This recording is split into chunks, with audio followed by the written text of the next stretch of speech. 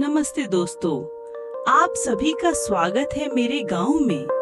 आज मैं आपको अपने उस गांव से रूबरू कराने जा रहा हूं, जो सिर्फ एक जगह नहीं है, बल्कि मेरी पहचान, मेरा बचपन और मेरी यादों का खजाना है।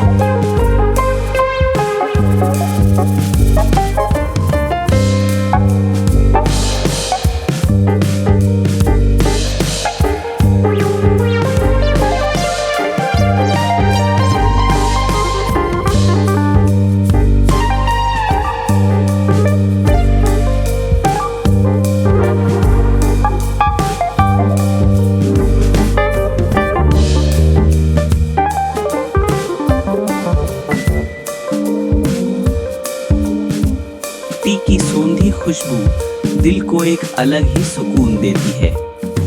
यहाँ के खेत खलिहान मेहनती किसानों की मेहनत और पसीने से हरे भरे रहते हैं।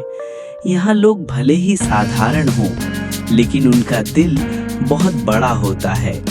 सादगी और अपनापन ही मेरे गांव की सबसे बड़ी खूबसूरती है। गांव की गलियों में बचपन की कितनी ही यादें बसी हैं।